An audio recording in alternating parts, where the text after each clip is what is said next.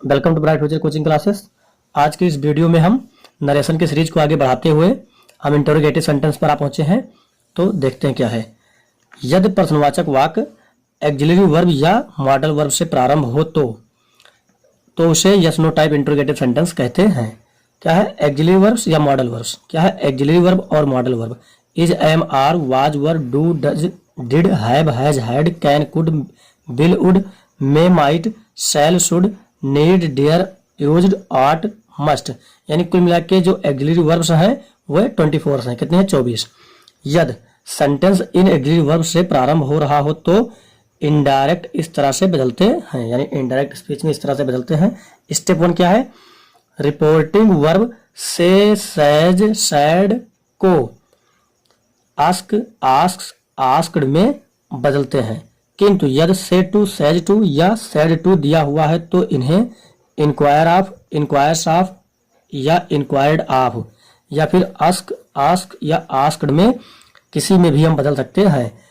Inquire के साथ of का प्रयोग तभी करते हैं जब से, सैज या सैड के बाद टू लगाकर ऑब्जेक्ट दिया होता है। स्टेप 2 क्या है? कामा, इन्वर्टेड कामा को हटाने के लिए इफ या वेदर का प्रयोग करते हैं। अब देखिए स्टूडेंट्स, आप इफ या वेदर दोनों में किसी का भी प्रयोग कर सकते हैं।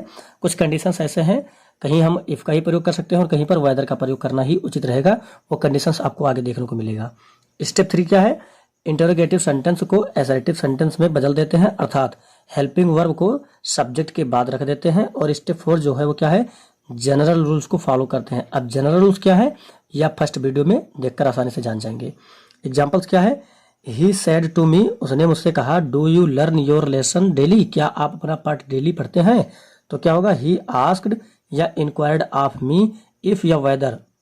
अब ये यूज सेकेंड पर्सन का है, ऑब्जेक्ट के अनुसार चेंज करेंगे, सब्जेक्टिव की जरूरत है तो आई हो जाएगा।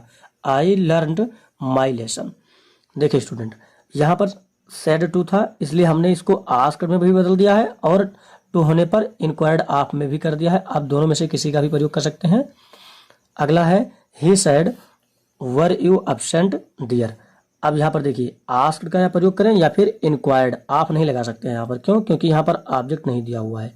तो ही आस्क्ड या इंक्वायर्ड इफ या whether I had been absent dear. ये आई कहाँ से आया है? ऑब्जेक्ट नहीं दिया हुआ है यहाँ का। और जब हमने पहली वीडियो में इसको बता रखा है कि यदि ऑब्जेक्ट नहीं दिया हुआ है तो हम उस सेकंड पर्सन को बदलते समय यहाँ पर ऑब्जेक्ट के रूप में या तो फर्स्ट पर्सन मान लेते हैं या फिर थर्ड पर्सन मान लेते हैं। अगला है he said to the teacher, उसने अध्यापक से कहा, sir are you going to the market, क्या आप बाजार जा रहे हैं? तो क्या होगा? He respectfully asked the teacher if he was going to the market. Student देखिए, सर या मैडम या योर ऑनर जैसे शब्द होने पर, सम्मान सूचक शब्द होने पर रिस्पेक्टफुली का प्रयोग करते हैं। इसको आप इस तरह से भी लिख सकते हैं, he asked the teacher respectfully if he was going to the. अब देखिए स्टूडेंट्स, क्या है? सम इंपॉर्टेंट रूल्स, कुछ महत्वपूर्ण नियम है। पहला रूल है, यदि प्रश्नवाचक वाक्य इफ से प्रारंभ हो तो इसमें दो क्लॉज स्वाभाविक हैं। यानी क्या है? यदि हमारा प्रश्नवाचक वाक्य इफ से स्टार्ट हो रहा है, यानी कंडीशनल सेंटेंस है, तो इसमें दो क्लॉज होना स्वाभाविक है। ऐसे डायरेक्ट को इनडायरेक्ट बनाते समय कंजंक्शन वेदर का प्रयोग करते हैं और दूसरे क्लॉज को पहले लिख देते हैं। यानी अगर हमारा इफ से स्टार्ट हो रहा है तो क्या करेंगे? जो दूसरा क्लॉज है उसको हम पहले लिखेंगे और वहां पर हम इफ का प्रयोग ना करके वेदर ही लगाएंगे। जैसे क्या है? ही सेड टू मी, उसने मुझसे कहा, if you get appointment will you work sincerely. अब देखिए स्टूडेंट्स, ये हमारा इफ से स्टार्ट हो रहा है, एक क्लॉज यहाँ तक है और दूसरा क्लॉज ये है। ये अगर बोला जाए कौन सा क्लॉज है तो ये हमारा सबऑर्डिनेट क्लॉज है और ये हमारा प्रिंसिपल क्लॉज है। तो हमने अभी क्या बताया है कि यदि हमारा इफ से स्टार्ट हो रहा है क्लॉज, उसमें दो क्लॉज होना स्वाभाविक है। तो क्या करेंगे? कंजंक्शन के तौर पर हम वेदर का प्रयोग करेंगे और दूसरे क्लॉज को, जो हमारा प्रिंसिपल क्लॉज है, उसको पहले लिख देंगे। तो ये हमारा प्रिंसिपल क्लॉज हो गया और ये हमारा सबऑर्डिनेट क्लॉज हो गया। तो क्या करेंगे? He asked me whether, change करेंगे, हो जाएगा I, whether I would work sincerely if I got appointment.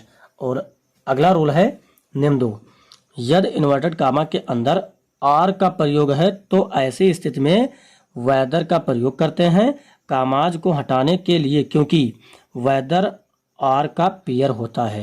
यानी अगर हमारे इन्वर्टेड कामा के अंदर कुछ ऐसा वर्ड दिया हुआ है, ऐसा सेंटेंस दिया हुआ है जिसमें और शब्द का प्रयोग है, तो क्या करेंगे, वहां पर हम कामा और इन्वर्टेड कामा को हटाने के लिए केवल और केवल वेदर का ही प्रयोग करेंगे, क्योंकि वेदर के साथ आर का ही पेयर होता है, न कि इफ का। तो क्या है, शांति सेड टू कविता, शांति ने कविता से कहा डू यू लाइक टी और कॉफी। अब देखिए स्टूडेंट्स, यहाँ पर क्या है, और का प्रयोग है।